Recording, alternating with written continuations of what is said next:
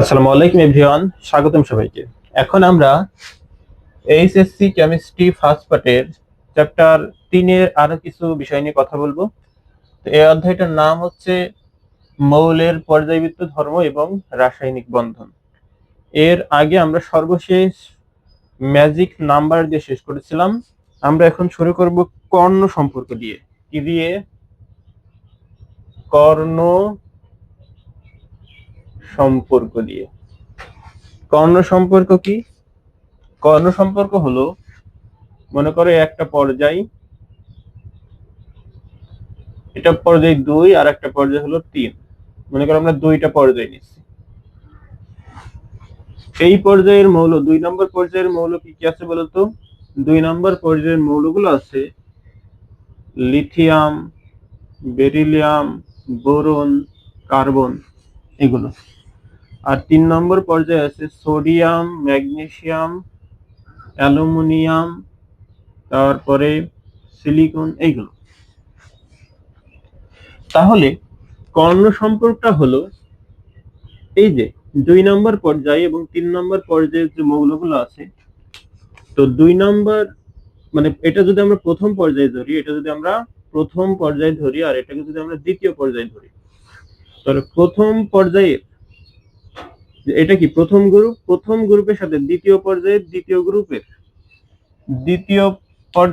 দ্বিতীয় গ্রুপের মৌলের ধর্মের মিল আছে, এর সাথে এর মিল আছে, এর সাথে এর মিল আছে, এইভাবে।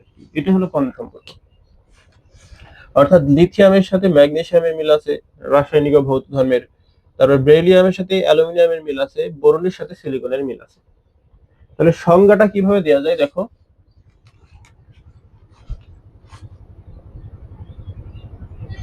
কোন পর্যায়ের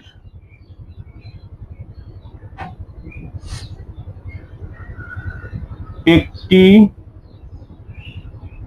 গ্রুপের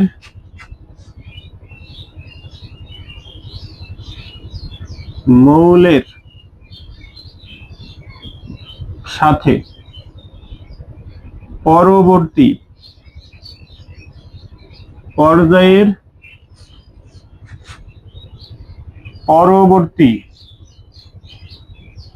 গ্রুপের মৌলের ভৌত ও রাসায়নিক ধর্মের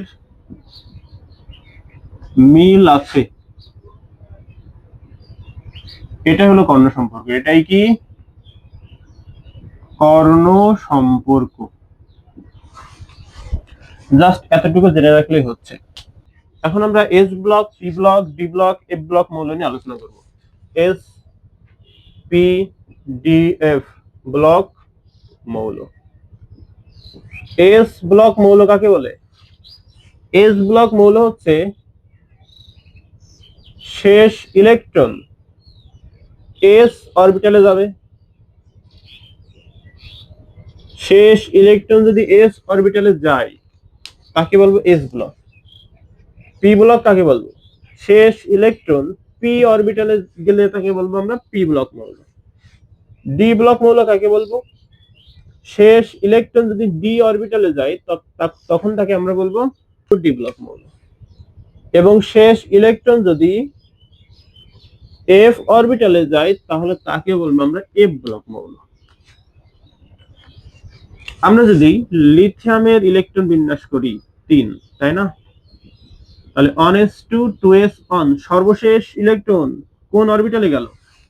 এস অরবিটালে। তাহলে এটা হলো এস ব্লক মৌল। আবার যদি আমি আয়রন লিখি 26, 1s2 2s2 2p6 3s2 3p6 3d4s 4s2 3d6, এটা সর্বশেষ ইলেকট্রনটা কোন উপশক্তি স্তরে গেল? ডি উপশক্তি স্তর বা ডি অরবিটালে গেল। সেই জন্য এই এফটা হলো ডি ব্লক মৌল। কি ব্লক মৌল? D block. আর এটা কি? এটা হলো এস ব্লক। বুঝা গেছে? এখন এখানে আরো কিছু বিষয় জেনে রাখতে হবে, সেটা হলো এস অরবিটালে টোটাল মৌলধারা 2টা। পি অরবিটালে টোটাল মৌল ধরে 4 করে বাড়বে মানে 6টা। ডি অরবিটালে ইলেকট্রন ধরে হচ্ছে 10টা, 4 করে বাড়বে। এফ অরবিটালে ইলেকট্রন ধরবে 14টা। তারপরে যদি কোনো অরবিটাল থাকতো তাহলে সেখানে কয়টা ধরতো? 18টা। 4 করে বাড়তে বাড়তে যাবে। যেহেতু আমাদের এফ পর্যন্ত আছে তাহলে এটার দরকার নেই, তাহলে 4 করে বাড়তে বাড়তে যাবে। এই হলো আমাদের অরবিটাল ইলেকট্রন ধারণ ক্ষমতা। এখন আমরা প্রতিটা ব্লক নিয়েই আলাদা আলাদা ভাবে আলোচনা করব। প্রথমে আছে এস ব্লক। কি ব্লক? S block. এস ব্লকের মৌল কোনগুলো? এক্স ব্লকের মৌল হচ্ছে গ্রুপ 1 ও 2 এর মৌল সমূহ এবং এর সাথে হিলিয়াম ইনক্লুডেড। ঠিক আছে, এবং হিলিয়াম। কেন হিলিয়াম? কারণ দেখো, হিলিয়ামের পারমাণবিক সংখ্যা হচ্ছে 2। তুমি যদি ইলেকট্রন বিন্যাস করো তাহলে 1s2, অর্থাৎ সর্বশেষ ইলেকট্রনটা এস অরবিটালে যাচ্ছে। সেই জন্য এটা হলো এস ব্লক মৌল। হিলিয়াম কি? এস ব্লক মৌল। এখানে মৌল সংখ্যা হলো টোটাল 14টা। কয়টা? 14টা। তাহলে এস ব্লকে মৌল সংখ্যা 14টা। তারপরে হচ্ছে এই যে এস ব্লকের মৌলগুলোর একটা ইলেকট্রন বিন্যাস আছে। সবার ইলেকট্রন বিন্যাসের একটা সাধারণ নিয়ম আছে, সেটা কি? এস ব্লকের মৌলের ইলেকট্রন বিন্যাসের সাধারণ নিয়ম। এখন তুমি গ্রুপ 1 এবং গ্রুপ 2 এর যে কোনো একটা মৌল নাও। আমি গ্রুপ 2 এর ম্যাগনেসিয়াম নিচ্ছি, ম্যাগনেসিয়াম 12। ইলেকট্রন বিন্যাস করো 1s2, 2s2, 2p6, 3s2। এইটা তো আমরা যদি দেখি, এই যে এখানে সর্বশেষ যে ইলেকট্রনটা সেটা কোন অরবিটাল গেছে? এস অরবিটালে। সেই জন্য এটা এস ব্লক মৌল। ভালো কথা। এখন এর যে ইলেকট্রন বিন্যাসের সাধারণ নিয়ম সেটা কি? এন এস 1 থেকে 2। কেন 1 থেকে 2? কারণ এই এস যে উপশক্তি স্তর বা এস যে অরবিটাল, সেখানে সর্বোচ্চ 2টা ধরে। একটাও থাকতে পারে, 2টাও থাকতে পারে। সেজন্য 1 থেকে 2। এন এস 1 থেকে 2। এখানে এন হচ্ছে 1 2 3 4 5 6 ইটিসি। ঠিক আছে, এন এর মান কি? 1 2 3 4 5 এভাবে। অর্থাৎ স্বাভাবিক সংখ্যাগুলো হচ্ছে এন এর মান। এখন সর্বশেষ ইলেকট্রনটা যদি আমাদের এস অরবিটালে যায় তাহলে সেই ক্ষেত্রে কিভাবে আমরা গ্রুপ নির্ণয় করব আর কিভাবে পর্যায় নির্ণয় করব একটু সেটা দেখি। শেষ ইলেকট্রন এস অরবিটালে গেলে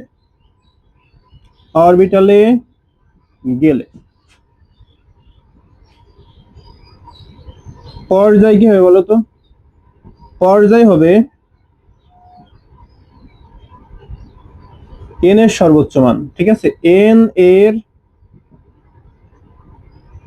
সর্বোচ্চ মান, এটা হবে পর্যায়। আর গ্রুপ হবে সর্বশেষ ইলেকট্রনটি এস অরবিটালে গেলে গ্রুপ হবে এস এর ইলেকট্রন সংখ্যা। এস এর ইলেকট্রন সংখ্যা। তাহলে এর ক্ষেত্রে তুমি যদি হিসাব করো এই ম্যাগনেসিয়ামের ক্ষেত্রে, তাহলে এখানে পর্যায় কি হবে বলো? পর্যায় হবে হচ্ছে এই যে সর্বোচ্চ এন এর মান কত? 3। 1 2 2 3, তার মানে সর্বোচ্চ এন এর মান হচ্ছে 3। সুতরাং পর্যায় হচ্ছে 3। আর গ্রুপ কত হবে বলো তো? গ্রুপ কি বলা হচ্ছে? গ্রুপ বলা হচ্ছে এস এর ইলেকট্রন সংখ্যা। তো এস এ কয়টা ইলেকট্রন আছে? 2টা। তাই হলো গ্রুপ 2 এর মৌল। এভাবে খুব সহজে আমরা এস অরবিটালে ইলেকট্রন গেলে গ্রুপ এবং পর্যায় নির্ণয় করতে পারি। এখন আমরা দেখব পি ব্লক মৌল। কি block? P block. P block মৌল। পি ব্লক মৌল হচ্ছে 13 থেকে 18 গ্রুপের মৌলগুলো পি ব্লক। এখানে কিন্তু হিলিয়াম থাকবে না, অর্থাৎ হিলিয়াম বাদে, কারণ হিলিয়াম তো আমাদের এস ব্লকে চলে গেছে, তাহলে এখানেও তো হবে না, দুই ব্লকে থাকতে পারবে না কোনো মৌল। তারপরে এই পি ব্লকের মৌল সংখ্যা কয়টা জানো? পি ব্লকের মৌল সংখ্যা হচ্ছে 36টা। সংখ্যা কয়টা? 36টা। এগুলো কিন্তু মনে রাখতে হবে, এগুলো অবজেক্টিভে আসে। এস আর পি ব্লককে, এস এবং পি ব্লকের মৌলগুলোকে প্রতিনিধি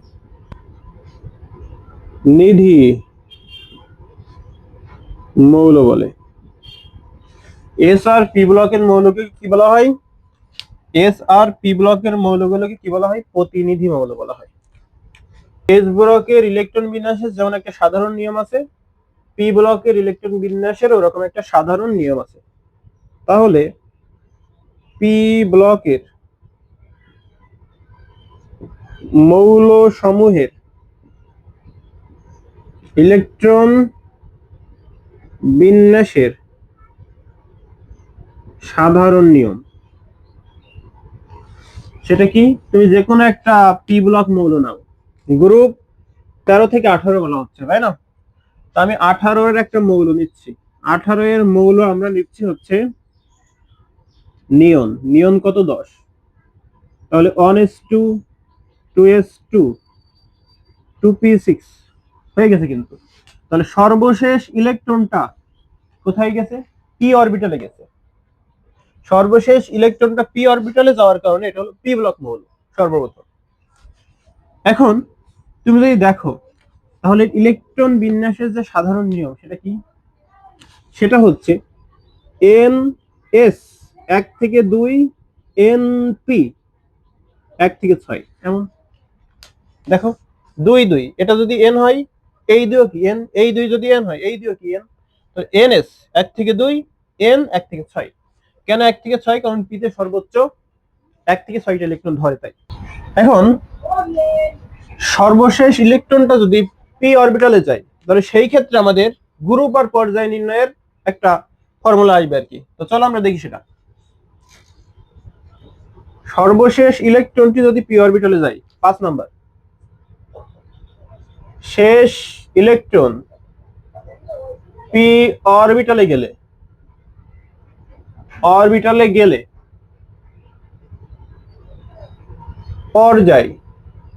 পর্যায় এস ব্লকের মতোই, অর্থাৎ সব ক্ষেত্রেই পর্যায় নির্ণয়ের যে ফর্মুলা সেটা কি? সেটা কি? এন এর সর্বোচ্চ মান। পর্যায় কি হবে? পর্যায় হবে এন এর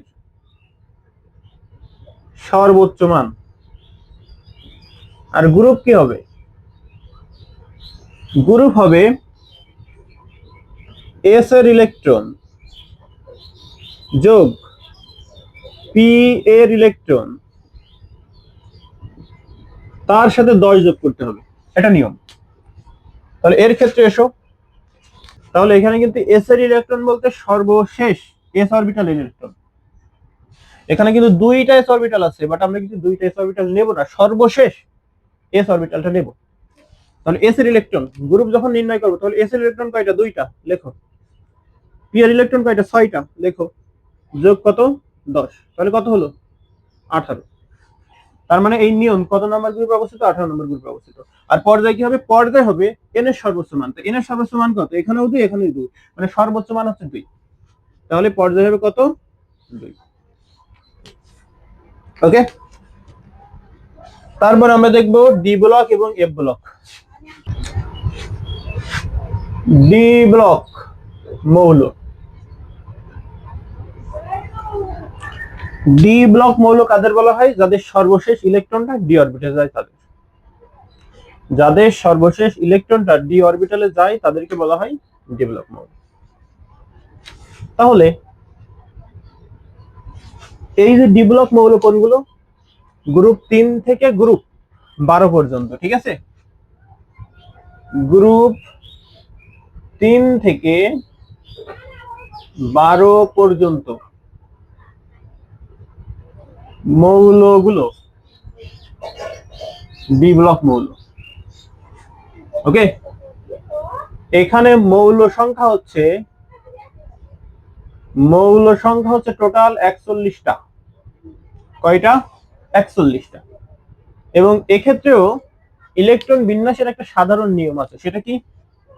ইলেকট্রন বিন্যাসের সাধারণ নিয়ম সেটা কেমন? আমরা যে কোনো একটা ডি ব্লক মৌল নেই, কি বলা হচ্ছে? গ্রুপ 3 থেকে 12 পর্যন্ত মৌল। গ্রুপ 3 থেকে, এখানে কিন্তু গ্রুপ, এটা কিন্তু গ্রুপ 12 পর্যন্ত, গ্রুপ 12 পর্যন্ত মৌলগুলো হচ্ছে ডি ব্লক। আমি 6 নম্বর গ্রুপের ক্রোমিয়াম নিচ্ছি। ক্রোমিয়াম হলো 24। ইলেকট্রন বিন্যাস করুন 1s2, 2s2, 2p6, 3s2, 3p6, 3d4s, 4s1, 3d5, এরকমের ইলেকট্রন বিন্যাস। ওকে, এখন দেখো এই সর্বশেষ ইলেকট্রনটা কোন অরবিটালে গিয়েছে? এসে গিয়েছে নাকি ডিতে গিয়েছে বলো তো? তোমার মনে হতে পারে তো এসে গিয়েছে, কারণ এস তো পূর্ণ করেনি, এসে এখন একটা ধরবে, তাই না? এসে দুইটা ধরে, এখানে একটা ধরবে। বাট এখানে একটা ব্যতিক্রম ঘটে। কেমন?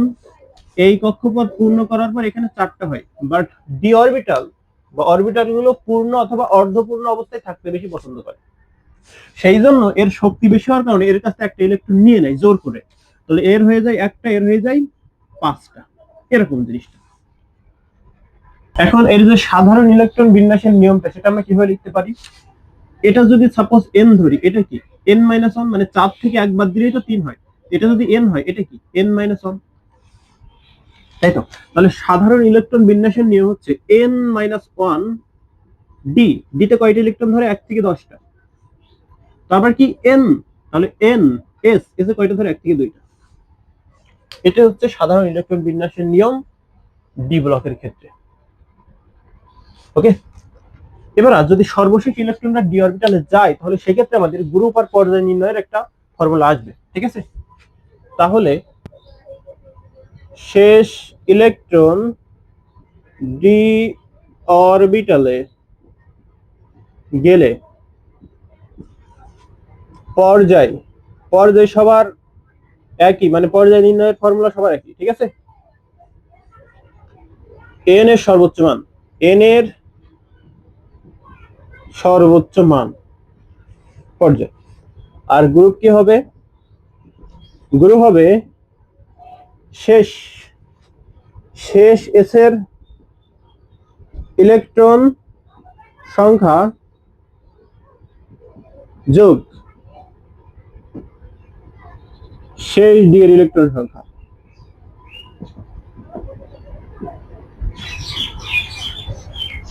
তাহলে দেখো শেষ এস এর ইলেকট্রন কত? 1। আমরা যদি এই মৌলের ক্ষেত্রে গ্রুপ আর পর্যায় নির্ণয় করি, তাহলে পর্যায় হবে সর্বোচ্চ n এর মান কত? 4। তাহলে পর্যায় হবে 4। পর্যায় কত হবে? পর্যায় হবে 4। আর গ্রুপ কত হবে বলো তো? এর গ্রুপ কত হবে? গ্রুপ হবে শেষ এস এর ইলেকট্রন, তাহলে শেষ এস কোনটা? এই যে 4s, এর ইলেকট্রন কত? 1, যোগ শেষ ডি এর ইলেকট্রন, শেষ ডি এর করা ইলেকট্রন আছে 5টা, তাহলে কেন হবে 5, তার মানে হচ্ছে 6। তার মানে গ্রুপ হচ্ছে 6, অর্থাৎ এ হলো 6 নম্বর গ্রুপে অবস্থিত এবং 4 নম্বর পর্যায়ে অবস্থিত কে? ক্রোমিয়াম। ওকে, এবার আমরা এফ ব্লকের ক্ষেত্রে আসবো। এফ ব্লক মৌল। এফ ব্লক মৌল কাদেরকে বলা হয়? গ্রুপ 3 এর মৌলগুলো হচ্ছে এফ ব্লক মৌল। ঠিক আছে, এখানে শুধু একটাই গ্রুপ। এখানে কয়টা গ্রুপ? একটাই গ্রুপ। সেটা কি? গ্রুপ 3 এর মৌল। গ্রুপ 3 এর মৌলগুলো এফ ব্লক মৌল। ওকে, এখানে টোটাল মৌল সংখ্যা হচ্ছে 27টা। কয়টা? মৌল সংখ্যা হলো 27টা। মৌল সংখ্যা 27টা। এরও ইলেকট্রন বিন্যাসের একটা সাধারণ নিয়ম আছে। ইলেকট্রন বিন্যাসের সাধারণ নিয়ম, এটা কি? এনএস, এনএস, তারপর এন মাইনাস, এখানে 1 থেকে 2, ঠিক আছে, এন মাইনাস 2, এফ 1 থেকে 14, এন মাইনাস 1, ডি 1 থেকে 10, আর এনপি, এনপি 1 থেকে 6। এটা এটা হচ্ছে এই যে এফ ব্লক যে মৌলগুলো আছে তাদের ইলেকট্রন বিন্যাসের সাধারণ নিয়ম। এবং এই নিয়মটা হলো সার্বজনীন ফর্মুলা। এটা আমরা একটু পরে ক্লিয়ার হব, একটু পরে আমরা এই বিষয়টা সম্পর্কে সম্পূর্ণ ক্লিয়ার হয়ে যাব। তাহলে এখানেও আমরা যদি গ্রুপ আর পর্যায়ের ক্ষেত্রে হিসাব করি, ইলেকট্রন যদি শেষ ইলেকট্রন যদি এফ অরবিটালে যায় তাহলে গ্রুপ কি হবে আর পর্যায় কি হবে? তুমি একটু দেখলে এরা সবাই কি 3 নম্বর গ্রুপের মৌল, 3 নম্বর গ্রুপ, তাই না? তাহলে 3 নম্বর গ্রুপ, পর্যায় আলাদা আলাদা হতে পারে, পর্যায় সাধারণত 6 আর 7। কত কত পর্যায়ের? 6 আর 7 মৌলগুলো, 6 নম্বর পর্যায় এবং 7 নম্বর পর্যায়ের মৌলগুলোই হলো এফ ব্লক মৌল। অথবা এখানে তুমি এভাবে মনে রাখতে পারো যে এন এর সর্বোচ্চ মান, এটাও হবে এন এর সর্বোচ্চ মান দিয়ে তুমি যদি হিসাব করো তাহলে 6 আর 7 আসবে, এর বেশি কেউ আসবে না। ক্লিয়ার? এখন আমরা এই যে এই জিনিসটা আমরা ক্লিয়ার হবো, এই জিনিসটা, ওকে, এই জিনিসটা সম্পর্কে আমরা সম্পূর্ণ ক্লিয়ার হব। চলো দেখি, তোমার কাছে 1 থেকে 30টা মৌল দিলে তুমি ইজিলি এইভাবে ইলেকট্রন বিন্যাস করতে পারবা, এইভাবে এই 4s পর্যন্তই যাবে। এর পরে যখন যাবে তখন একটু জটিল হয়ে যাবে। ধরো তোমার দেয়া হলো 86 লেড, এর ইলেকট্রন বিন্যাস করো, তাহলে কিন্তু তোমার কাছে বিষয়টা আর মোটেও সহজ থাকবে না। এগুলো যেমন সহজেই তুমি করতে পেরেছিলে, এটা কিন্তু আর পারবে না। এর জন্য তোমার একটা টেকনিক অবলম্বন করতে হবে, সেটা হচ্ছে এই ইলেকট্রন বিন্যাসের সাধারণ নিয়ম। এটা কি? সকল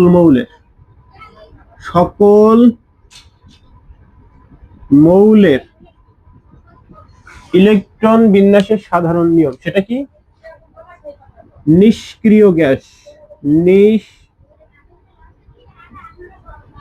গ্যাস এবার থার্ড ব্র্যাকেট দিতে হবে, তারপরে এইটা, এই যে এনএস 1 থেকে 2, তারপরে এন মাইনাস 2, এফ 1 থেকে 14, এন মাইনাস 1, ডি 1 থেকে 10, আর হচ্ছে এনপি 1 থেকে 6।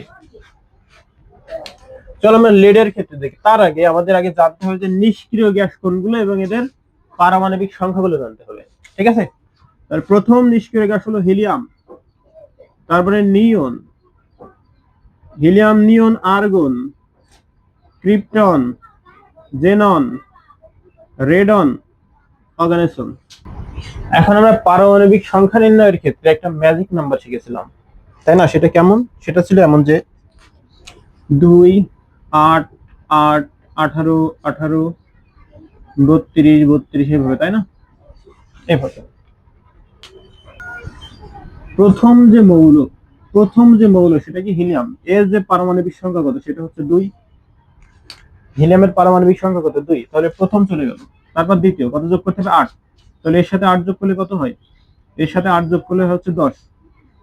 এবার এর সাথে কত যোগ করতে হবে? 8। তাহলে 8 যোগ করলে 18। এর সাথে কত যোগ করতে হবে? 18। তাহলে 18 যদি এর সাথে যোগ করো তাহলে 36 হয়, তাই তো? এর সাথে আবার 18 যোগ করতে হবে, করো। এর সাথে 18 যোগ করলে হয় হচ্ছে 54। এর সাথে কত যোগ করতে হবে? 32, তাহলে এর সাথে 32 যদি যোগ করো তাহলে 86 হয়। এর সাথে যদি আবার 32 যোগ করো তাহলে কত হয়? 118। দেখো 118 হয়। ক্লিয়ার বিষয়টা? ম্যাজিক সংখ্যা থেকে কিন্তু আমরা নির্ণয় করে ফেললাম। এখন আমাদের এখানে আরেকটা বিষয় জানতে হবে, সেটা হলো পর্যায়। কি জানতে হবে? পর্যায়। পর্যায় পর্যায় জানতে হবে। এটা কয় নম্বর পর্যায়ের? 1 নম্বর। এটা 2 নম্বর পর্যায়ের, এটা 3 নম্বর পর্যায়ের, এটা 4 নম্বর পর্যায়ের, এটা 5 নম্বর পর্যায়ের, এটা 6 নম্বর পর্যায়ের, এটা হচ্ছে 7 নম্বর পর্যায়ে। 1 2 3 4 5 6 7 এভাবে মনে রাখবা। এই জিনিসটা তুমি যদি জানো আর এই ফর্মুলাটা যদি তুমি জানো তাহলে যতগুলো মৌল আছে সবার ইলেকট্রন বিন্যাস তুমি পারবা। চলো দেখি আমরা। আমরা প্রথমে এই লেডের ক্ষেত্রে দেখি। আমরা 1 থেকে 30 পর্যন্ত যে মৌলগুলো সেগুলো তো ইজিলি আমরা এইভাবে নির্ণয় করতে পারবো। এই যে এই 4s পর্যন্ত গিয়ে নির্ণয় করতে পারবো। তারপরের থেকে হয় একটু সমস্যা। তাহলে আমরা লেডের ক্ষেত্রে যদি দেখি, লেড কত? 86। সরি, লেডের যে পারমাণবিক সংখ্যা সেটা হচ্ছে 82। ঠিক আছে, কত? 82। তাহলে লেড 82। এখন 82 কোন ঘরে পড়ছে? এই ঘরে, এই ঘরে নাকি এই ঘরে? এখানে 86 এর পর থেকে হবে। এই ঘরে 86 এর পর থেকে 118 এর আগ পর্যন্ত, আর এই ঘরে 36 এর পর 54 পর থেকে 86 এর আগ পর্যন্ত, মানে এখানে। তাহলে এখানে কি হবে? প্রথমে জেনন, এই যে নিষ্ক্রিয় গ্যাস দাও, জেনন দেওয়ার পরে বলা হচ্ছে এন। এখন এই এনটা কি বলতো? এনটা হলো পর্যায় সংখ্যার সাথে একযোগ। কি বললাম? এনটা হলো পর্যায় সংখ্যার সাথে একযোগ। তাহলে পর্যায় সংখ্যা কত? একটু লিখে দিই এখানে। এন সমান হচ্ছে পর্যায় সংখ্যা যোগ 1।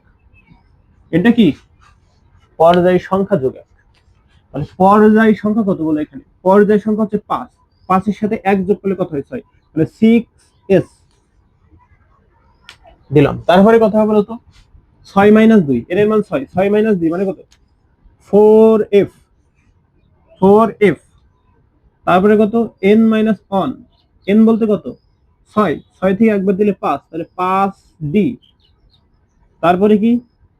np, np, n বলতে কত? n বলতে 6 তার সাথে একটা p, এরকম এরকম। এবার তুমি ইলেকট্রন দ্বারা পূর্ণ করতে করতে যাও।